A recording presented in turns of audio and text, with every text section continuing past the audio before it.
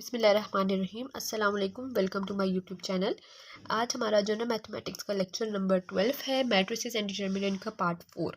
हमने स्टार्ट में जो है पार्ट फर्स्ट, पार्ट सेकंड और पार्ट थर्ड जो था वो मैट्रिसेस के बारे में पढ़ा था। मैट्रिसेस कैसे लेते हैं और उनके इन्वर्स कैसे लेते हैं। फिर हम अब जो आए लेक्चर नंबर पार्ट 4 और ये पार्ट 5। पार्ट 4 जो था डिटर्मिनेंट के बारे में था। अब पार्ट 5 हम डिटर्मिनेंट के इन्वर्स कैसे लेते हैं इसमें हम ये देखेंगे, ठीक है।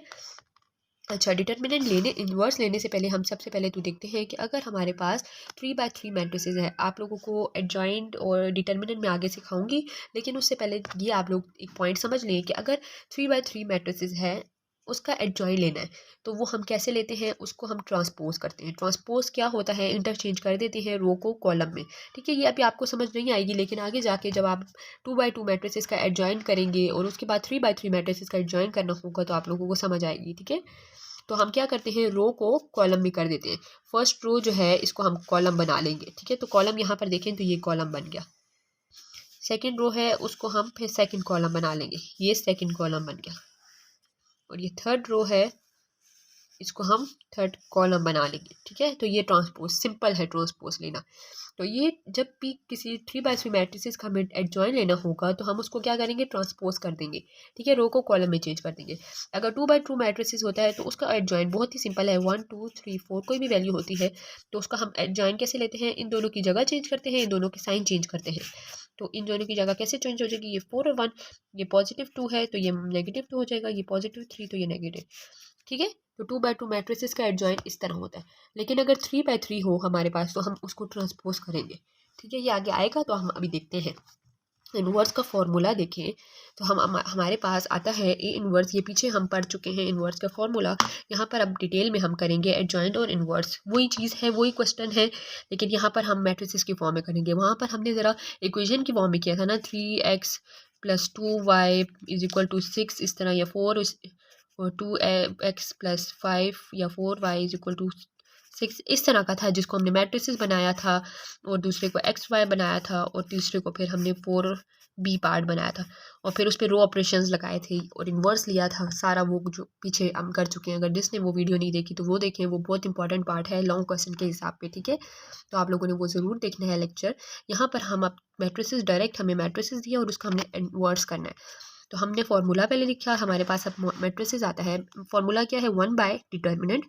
ये लाइन से आपको पता चलेगा कि ये डिटर्मिनेंट है, डिटर्मिनेंट ऑफ ए और एडजॉइंट ए।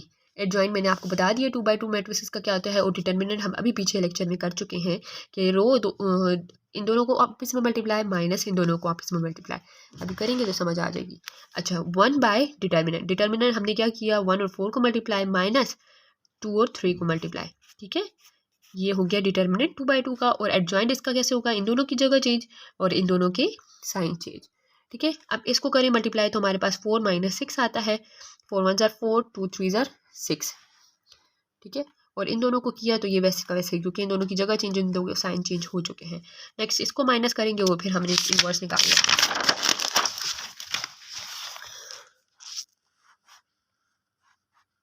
यहाँ पर तो उन दोनों को किया, 4 - 6 किया तो हमारे पास -2 आ गया। और यहाँ पर हमारे पास ये एज इट इज़ आ गया। अब हमने इन्वर्स लेने के लिए इन दोनों को मल्टीप्लाई करेंगे, हमारे पास यहाँ पर भी आ सकता है डायरेक्ट इसको इन्वर्स आप लोग कह दें, लेकिन इसको और सिंप्लीफाई करने के लिए हम क्या करते हैं, इसको इसके साथ हर टर्म के साथ मल्टीप्लाई करते हैं। तो ये 1/2 को 1 - 2 को मल्टीप्लाई किया 4 से, इसको भी किया, इसको भी सबके साथ हमने 1/2 लगा दिया। इसकी कटिंग हो गई, 2 1 2, 2 2 4, तो 1 × 2 तो -2 आ गया, क्योंकि ये नीचे माइनस है ना। इसी तरह ये दोनों आपस में कट गए तो 1 आ जाएगा। इन दोनों का नहीं होता मल्टीप्लाई तो ये नीचे मल्टीप्लाई नहीं हो रहा, अच्छा ये ऊपर वाले के साथ मल्टीप्लाई हो रहा है। ये ऐसे है 1/2 × -3, तो ये ऊपर वाले के साथ आप करेंगे तो -3/2 आ गया। इसी तरह 1 × 1 1 1/-2, ये आपके पास ए इन्वर्स की वैल्यू आ गई, ठीक है। हम नेक्स्ट एग्जांपल देखते हैं 3/3 मैट्रिसेस की। अभी तो हमने 2/2 किया ना, तो 3/3 मैट्रिसेस के लिए हम क्या करेंगे, कोफैक्टर्स निकालेंगे। जैसे हमने थ्योरम में भी पीछे लास्ट लेक्चर में पढ़ा था ना, वैसे ही हमने इसमें कोफैक्टर्स करने होंगे। इन्वर्स के लिए कोफैक्टर करते हैं, इसलिए वो थ्योरम हमने पढ़ा है। हमने क्या करना है, हर टर्म का क्या करेंगे, हमें डिटर्मिनेंट चाहिए और एडजॉइंट चाहिए, ठीक है। डिटर्मिनेंट के लिए हम क्या करेंगे, तो एडजॉइंट के लिए क्या करेंगे, अब ये स्टेप हम देखते हैं। सबसे पहले हम हर टर्म का कोफैक्टर निकालेंगे। C11 हमने क्यों लिखा है कि ये फर्स्ट रो फर्स्ट कॉलम का फर्स्ट मेंबर है, ठीक है, इसलिए C11 1 1 इसका मतलब ये है कि फर्स्ट रो है और फर्स्ट कॉलम है, -1 के ऊपर फर्स्ट रो फर्स्ट कॉलम, और ये एक्सक्लूड कर देंगे, वही मेथड है, ये एक्सक्लूड कर दिया तो हमारे पास क्या रह गया, -1 1 और 2 और 0 ये रह गया। इसका हमने अब कोफैक्टर किया तो -1 के ऊपर 2 आ गया, ये एज इट इज़ है। ये -1 को 2 दफ़ा किया तो +1 क्योंकि पावर पॉजिटिव है, और इसका हमने क्या करा, क्रॉस मल्टीप्लाई, मतलब डिटर्मिनेंट बना हुआ है ना, तो डिटर्मिनेंट इसका हम लेंगे तो क्या आता है, -1 मल्टीप्लाई 0 1 मल्टीप्लाई 2। ठीक है, इसको मल्टीप्लाई हमने किया आपस में, क्रॉस मल्टीप्लिकेशन, बीच में माइनस, इनको किया 0, इनको किया मल्टीप्लाई 2, इन दोनों को किया तो -2, 0 में से 2 चला गया तो -2, और इन दोनों को मल्टीप्लाई किया तो -2। तो फर्स्ट कोफैक्टर हमारे पास क्या आता है, -2। इसी तरह आपने सारे मेंबर्स के कोफैक्टर्स निकालने हैं। ये थोड़ा लॉन्ग है, मैं 1-2 पार्ट का कराऊंगी, बाकी का डायरेक्ट कोफैक्टर्स लिखूंगी। ठीक है, आपने 2 का 1 का 3 का 0 -1 हर मेंबर का, जितने भी मेंबर्स हैं ये ऊपर पूरे का कोफैक्टर हर मेंबर का निकालना है। ये इसलिए है कि ये आप लोगों की प्रैक्टिस हो जाएगी कोफैक्टर्स कैसे निकालने। अब फर्स्ट रो का सेकंड मेंबर, मतलब हमने इस तरह वाली जो है ना, इसमें सेकंड मेंबर, फर्स्ट रो का सेकंड मेंबर, इसको हमने निकाला है सेकंड कॉलम। तो इसका कोफैक्टर कैसे निकालेंगे कि फर्स्ट रो और फर्स्ट कॉलम एक्सक्लूड करके ये जो 4 मेंबर रह जाएंगे ना, तो वो हम लिखेंगे। उसी तरह उसका करेंगे कोफैक्टर, इन दोनों को ऐड किया तो हमारे पास 3 आ गया, और इसको फिर इसका डिटर्मिनेंट लिया, वही प्रोसेस सारा करके हमारे पास 1 कोफैक्टर आता है। C12 का कोफैक्टर हमारे पास आ गया 1। इसी तरह C13 का करेंगे, मतलब फर्स्ट रो का थर्ड कॉलम, और फिर इसी तरह सेकंड रो का फर्स्ट कॉलम, सेकंड रो का सेकंड कॉलम, सेकंड रो का थर्ड कॉलम, इसी तरह थर्ड रो का फर्स्ट कॉलम, फिर थर्ड रो का सेकंड कॉलम, थर्ड रो का थर्ड कॉलम, सब के हमने कोफैक्टर्स निकालने हैं। मैंने यहाँ डायरेक्ट कोफैक्टर मेंशन कर दिए हैं। फिर आपने क्या करना है, आप उसका एडजॉइन लेना है। एडजॉइन कैसे लेते हैं मैंने आपको स्टार्ट में ही बता दिया है। एडजॉइन तो क्रॉस मल्टीप्लिकेशन वो करते हैं ना, उन दोनों की जगह चेंज करते हैं। 2x2 मैट्रिसेस में हम कैसे करते हैं, इन दोनों की जगह चेंज करते हैं और इन दोनों के साइन चेंज करते हैं। पॉजिटिव होगा नेगेटिव हो जाएगा, नेगेटिव होगा पॉजिटिव। लेकिन जब 3x3 था तो मैंने स्टार्ट में ही पॉइंट बता दिया था कि हम क्या करते हैं, उसका ट्रांसपोज लेते हैं। एडजॉइन लेने के लिए हम क्या करते हैं, ट्रांसपोज। यहाँ पर मैंने लिखा है फर्स्ट रो फर्स्ट कॉलम, ये सी की तरह करके आप लोग डायरेक्ट इसकी कोफैक्टर्स लगा सकते हैं। कोफैक्टर्स लगा लें हर मेंबर का। फर्स्ट का कोफैक्टर -2 था, सेकंड का 1 था, ये जो हम सॉल्व किया। थर्ड का 1 आया है, फिर इस तरह 6 आया है, फिर 3 सबके मेंबर्स लगा दिए, और उसको क्या कर दिया, फर्स्ट रो को हमने ट्रांसपोज किया, फर्स्ट कॉलम बन गया। सेकंड रो को किया तो सेकंड कॉलम बन गया। थर्ड रो को किया तो थर्ड कॉलम बन गया। ये हमारे पास ट्रांसपोज आ गया, मतलब कि एडजॉइन निकल आया हमारे पास। अब हमने क्या करना है, डिटर्मिनेंट निकालना है। डिटर्मिनेंट कैसे निकालेंगे, डिटर्मिनेंट तो आप लोगों को पता है, फर्स्ट मेंबर लेते हैं और उसके साथ क्या करते हैं, उसके माइनर लगाते हैं, मतलब उसका वो ये रो और वो कॉलम एक्सक्लूड करके जो मेंबर्स रह गए वो लगाया, फिर माइनस साइन लगता है, और सेकंड रो ली और हमने सेकंड कॉलम लगाया, वो एक्सक्लूड कर दिया। फर्स्ट रो का मेंबर है और सेकंड कॉलम का मेंबर है ना 1, तो वो एक्सक्लूड करके बाकी वैल्यू क्या रह गई, 0 1 1 और 0 रह गई, वो लगाई।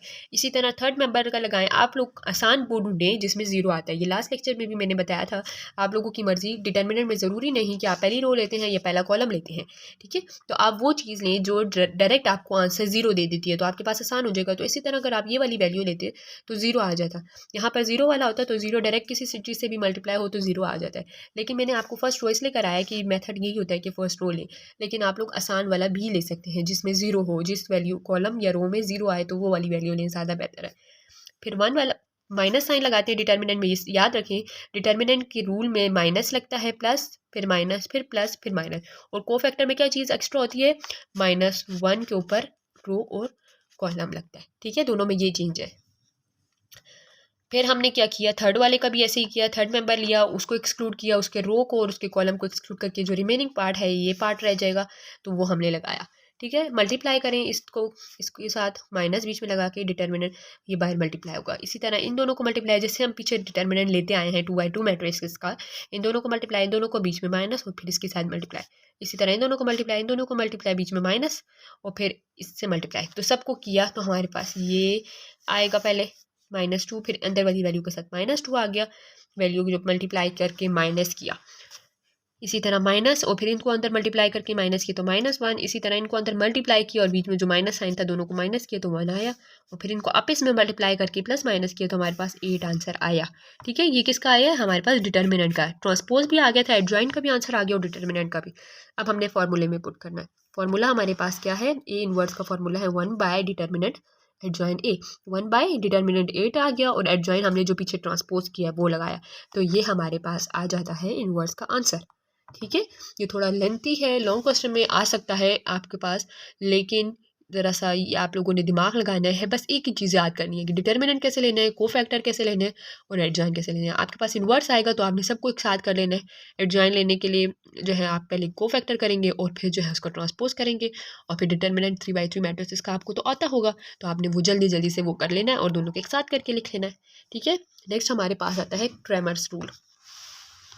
क्रैमर्स रूल इस सब का खुलासा है, मतलब कि हमारे पास जितने भी, ये आपको डायरेक्ट में करवा देती लेकिन आप लोग फिर बाकी चीज़ें ना सीखते, क्योंकि बाकी चीज़ें शॉर्ट क्वेश्चन के लिहाज से इंपॉर्टेंट थी, इसलिए मैंने आपको डिटर्मिनेंट लेना, एडजॉइन लेना, कोफैक्टर लेना सिखाया है। वरना तो मैं आपको डायरेक्ट ये फार्मूला बता देती क्रैमर्स रूल का और आप लोग आसानी से कर लेते, लेकिन ये आप लोगों के पास लॉन्ग क्वेश्चन में आता है। ये जो अभी तक हम ऊपर पढ़ते आए हैं ना, ये हमारे पास शॉर्ट क्वेश्चन में आएगा। आप अभी कह रहे होगे कि नहीं ये तो बहुत लेंथी है, ये शॉर्ट में कैसे आ सकता है। शॉर्ट में ये ऐसे आ सकता है कि आपको सिंपल डिटर्मिनेंट फाइंड करना होगा या सिंपल कोफैक्टर फाइंड करना होगा, एक साथ की कभी नहीं आएगा। एक साथ आया तो आप लोगों को क्रैमर्स रूल करना होगा। ठीक है, क्रैमर्स रूल का फॉर्मूला आप लोग याद करें, ये ऐसे ही खिचड़ी मिचड़ी याद ना करें, बस डायरेक्ट फार्मूले की तरफ आए। फार्मूला क्या है, हमारे पास अगर कोई सेट है हमारे पास, ठीक है, ए बी और सी है, ए बी है और दूसरा सेट है सी, तो हमने क्या करना है, 1 बाय डिटर्मिनेंट करना है और उसके साथ क्या करना है, पहले कॉलम को एक्सचेंज कर देना है, सी को इसके साथ पहले में करना है। ठीक है, एक्स अगर हम फाइंड करना चाह रहे हैं, अगर हमारे पास एक्स और वाई की वैल्यू फाइंड करनी है हमने, और हमारे पास एक सेट ए है और एक सेट बी है, ठीक है, फॉर एग्जांपल इसको चलें ए कह दें और इसको सी कहते हैं, दो सेट है, तो हम क्या करेंगे, पहले हम सी को एक्सचेंज करेंगे और फिर सी को दूसरी वैल्यू के साथ एक्सचेंज करेंगे वाई के लिए। पहले x1 के लिए हमने क्या कर दिया, पहला सेट वैसे का वैसे ही रह गया और b की जगह c की वैल्यू आ गई। 1 बाय डिटर्मिनेंट का मतलब यही है ना कि ये ओवरऑल डिटर्मिनेंट से डिवाइड हो रहा है, तो हमने डिटर्मिनेंट a लिख दिया। इसी तरह x2 के लिए हम क्या करेंगे, फर्स्ट वैल्यू को रिप्लेस करेंगे c के साथ और b वाली वैसी ही रहेगी और डिटर्मिनेंट बाय a लिख देंगे। सिंपल आप देखें तो हमारे पास डेल्टा 1 बाय डेल्टा आता है।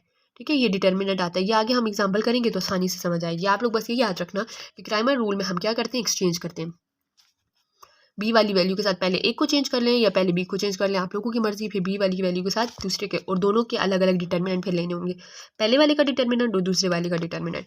ठीक है, अब ये एग्जांपल देखें,